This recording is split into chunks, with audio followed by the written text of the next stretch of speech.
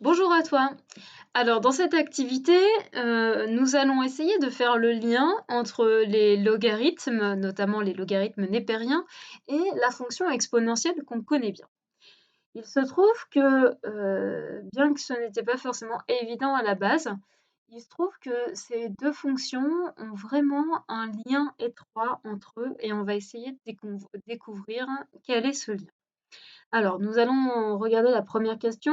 On nous a donné C ici, la courbe représentative de la fonction exponentielle, hein, c'est bien la courbe de la fonction exponentielle, hein. Je rappelle que en 0 exponentielle de 0, ça fait 1.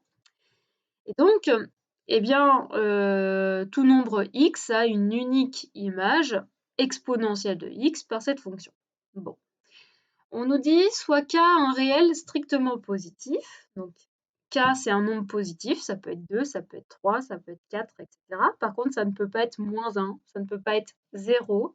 Voilà, c'est positif, strictement. Et on nous demande combien de solutions possède l'équation exponentielle de x égale k. Donc, si par exemple, je regarde, je prends la valeur k égale 2, ça veut dire quoi? Ça veut dire que je suis en train de me demander combien de solutions à l'équation exponentielle de x égale 2. Donc, je me place en 2 et puis je vais aller voir s'il y a des points d'intersection entre ma droite horizontale passant par 2 et la courbe représentative de la fonction exponentielle. Il y a un point d'intersection, il est là. Donc la solution de l'équation exponentielle de x égale 2, elle va se lire ici sur l'axe des abscisses, elle va valoir environ 0,7.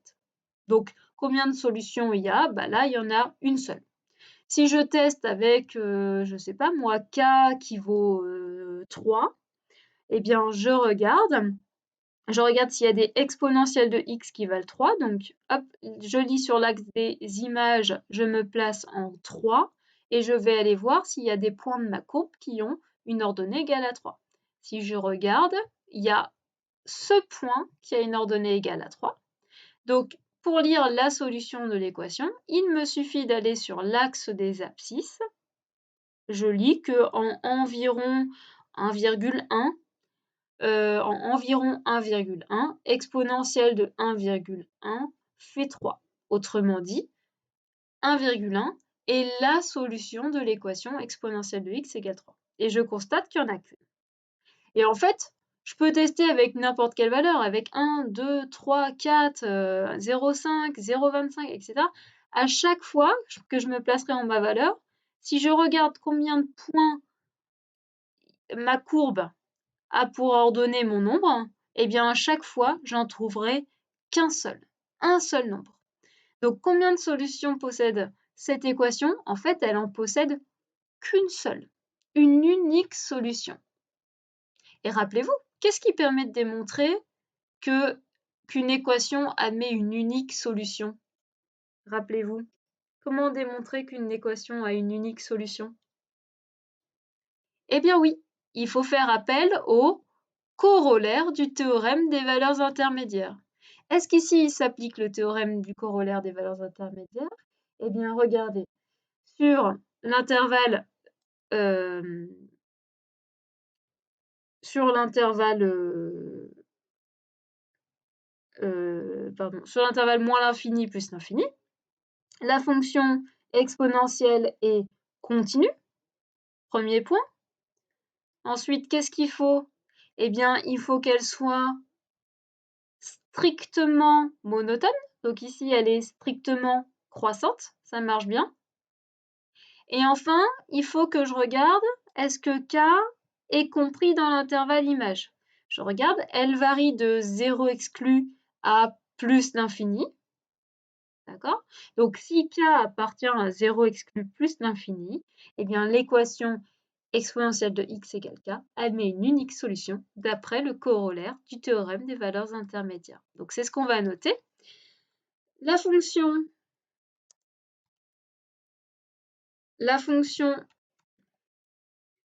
qui a x, bon, je vais mettre exponentielle, la fonction exponentielle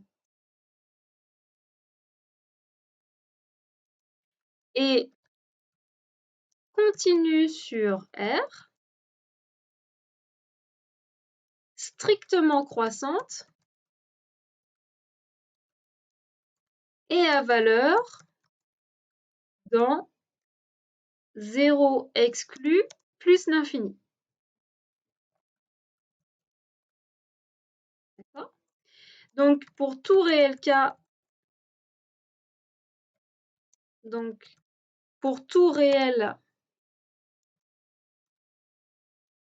que je vais prendre dans cet intervalle image, pour tout réel k appartenant à l'intervalle image 0 plus l'infini,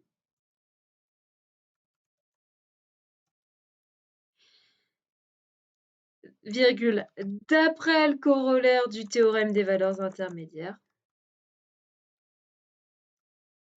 d'après le corollaire du TVI, l'équation exponentielle de x égale k admet une unique solution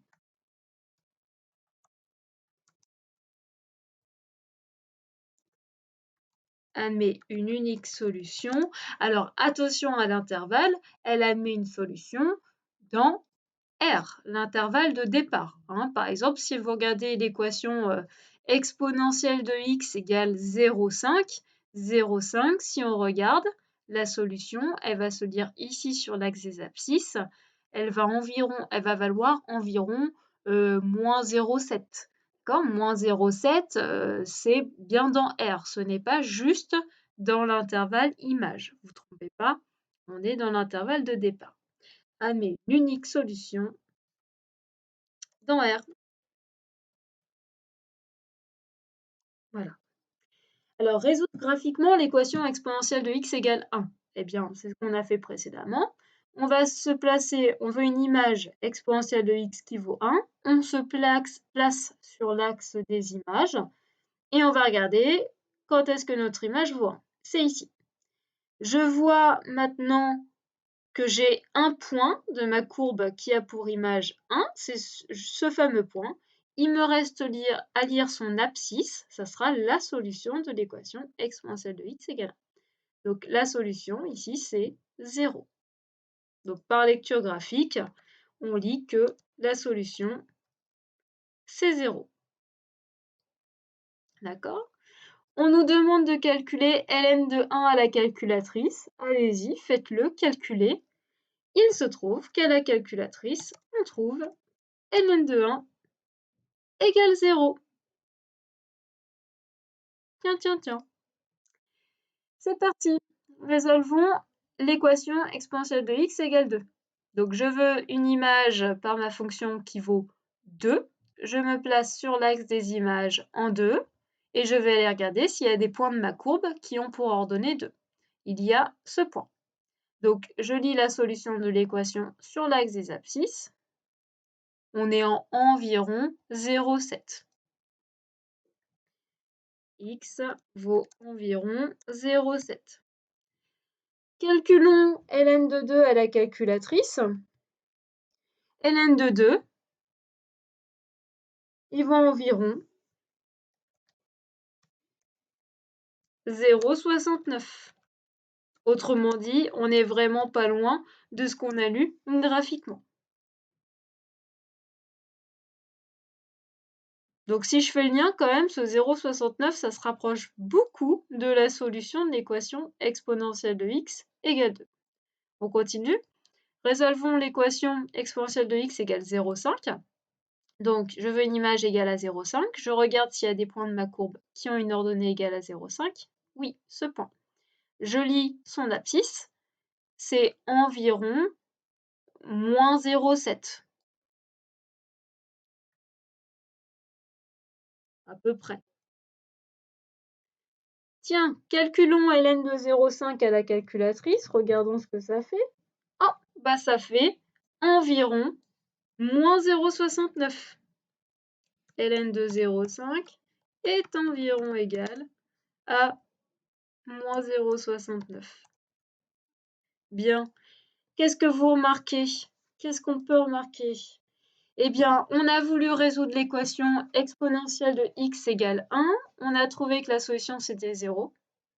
On a calculé ln de 1 et on a trouvé justement 0. Autrement dit, la solution qu'on avait trouvée. On a voulu résoudre exponentielle de x égale 2. On a trouvé environ 0,7.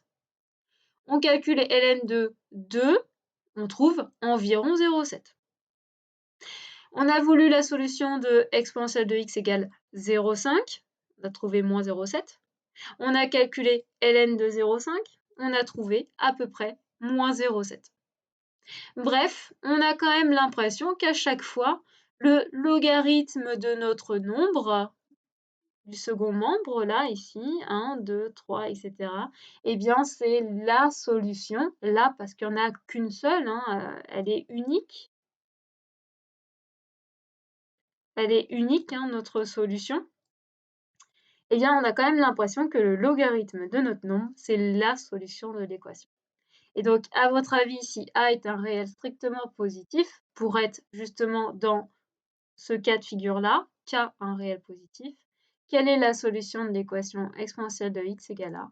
Eh bien, en réalité, c'est exactement la solution, c'est exactement le logarithme népérien de ce nombre ici, tout simplement. Et on appelle logarithme népérien d'un réel strictement positif l'unique solution de l'équation exponentielle de x égale a. Alors, on note le logarithme népérien ln de a soit avec des parenthèses ou bien ln de a sans parenthèses. Les deux sont admis. Vous verrez, parfois je mettrai des parenthèses, parfois pas. Là, vous voyez, par exemple, j'ai pas mis de parenthèses. Là, j'en ai mis. C'est pas grave, puisque c'est la même chose, tout simplement. Alors, on nous demande, à votre avis, si a est compris entre 0 et 1. Donc, quel est le signe de la solution exponentielle de x égale a? Donc, autrement dit, si a est compris entre 0 et 1, donc si j'ai un nombre là-dedans, quelle est la solution? Quel est le signe de la solution? Bah, regardez, la solution, si je prends par exemple a qui est là, je regarde si j'ai un point de ma courbe qui a cette ordonnée ici, j'en ai un ici. Si je viens lire sur l'axe des abscisses, je tombe sur un nombre négatif. Si je prends un autre a compris entre 0 et 1, prenons celui-là, et je veux lire la solution de l'équation exponentielle de x égale a, je vais voir s'il y a un point de ma courbe qui a cette ordonnée, oui, et la solution, ça va se lire sur l'axe des abscisses, ici. Alors, peu importe la valeur, je constate juste que je vais tomber sur un nombre négatif. Et vous pouvez réessayer pour n'importe quelle valeur comprise entre 0 et 1. À chaque fois, vous allez aller lire des solutions qui vont être par là, autrement dit, qui vont être négatives. Donc, de quel signe est la solution de l'équation exponentielle de x égale a? Ça va être négatif. Et par définition, la solution de cette équation, c'est ln de a. Donc, la solution ln de a est négative. ln de a est négatif. À votre avis, si a est plus grand que 1, de quel signe est la solution de l'équation? Bah, regardez, là, pour le coup, si a est plus grand que 1, ça veut dire qu'on va venir passer au-dessus, là. Je prends par exemple ici a, qui vaut, je sais pas, là, environ 2,3. Est-ce qu'il y a une solution à l'équation exponentielle de x égale 2,3? La réponse est oui, puisque j'ai un point qui a cette ordonnée. Je lis la valeur ici. Peu importe sa valeur, je constate que j'obtiens une valeur positive. J'essaye avec un autre nombre plus grand que 1, prenons 1,5. Je vais lire la solution de l'équation exponentielle de x égale 1,5. Peu importe sa valeur, je constate que c'est positif. Bref, pour tous les nombres a qui vont être supérieurs à 1, les points de la courbe va être située de ce côté-là. Autrement dit, à chaque fois que je vais aller lire la solution sur l'axe des abscisses, je vais tomber sur un nombre positif. Donc, de quel signe sera la solution? La solution sera positive et la solution, par définition, c'est ce qu'on appelle le logarithme népérien de a. Donc, ln de a sera positif si a est plus grand que 1. Alors, à l'aide de la calculatrice, calculez ln de 3. Normalement, vous l'avez fait et vous avez obtenu 3. ln de moins 2, normalement, de exponentielle de...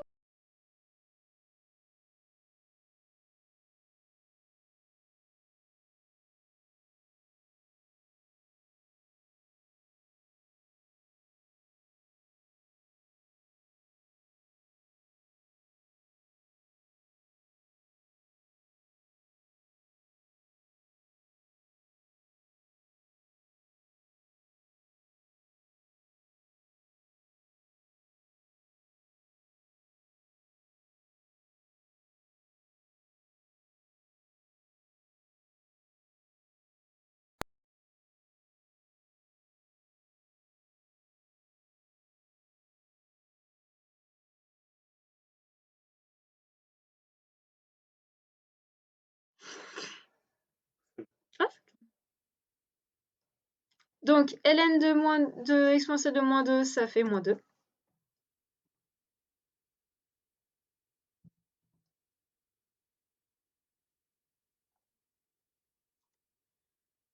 ln de e,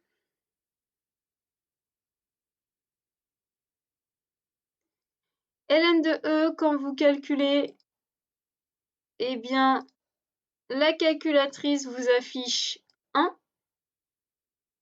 Et alors, est-ce que c'est logique? Eh bien, dites-vous que e, c'est justement exponentielle de 1.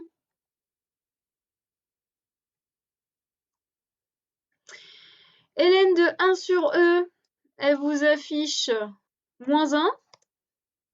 Et tiens, et 1 sur e, c'est quoi? Bah, c'est exponentielle de moins 1. Donc, si on regarde ln de exponentielle de 3, ça fait 3. ln de exponentielle de moins 2, ça fait moins 2. ln de e puissance 1, ça fait 1. ln de e puissance moins 1, ça fait moins 1. Bref, à votre avis, que vaut ln de exponentielle de x? Eh bien oui, vous l'avez compris, ça va nous renvoyer juste le x qui est ici. Ça vaut juste x. ln de exponentielle de x vaut x. Continuons. À l'aide de la calculatrice complétée, ln exponentielle de ln de 3, eh bien normalement vous avez trouvé 3. Exponentielle de ln de 1, normalement vous avez trouvé 1.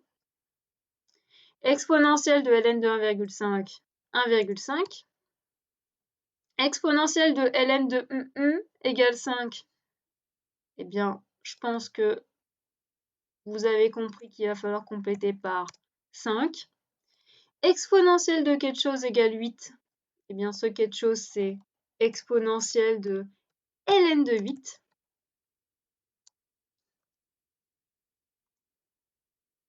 Il n'a pas voulu me le prendre. Exponentielle de ln de 8. Exponentielle de égale 3x. Eh bien, ça va être exponentielle de... Alors, réfléchissez un petit peu. Ça va être exponentielle de ln de 3x. D'accord? Et à votre avis, pour un nombre x quelconque, que vaut exponentielle de ln de x? Eh bien oui, vous l'avez compris, ça fait x. Tout simplement. Donc, on dit que les fonctions exponentielles et ln sont des fonctions réciproques, tout simplement parce que si vous prenez un nombre, que vous prenez son logarithme puis son exponentielle, en fait, ça vous redonne x. Et inversement, si vous prenez un nombre, que vous prenez son exponentielle puis son ln, ça vous redonne x. Autrement dit, les deux actions, hop, s'inhibent et ça vous redonne le nombre de départ. Qu'indique la calculatrice pour ln de moins 2? Eh bien, elle indique erreur. Et pour ln de 0, elle indique également erreur. Alors, à votre avis, pourquoi? Pourquoi elle indique erreur?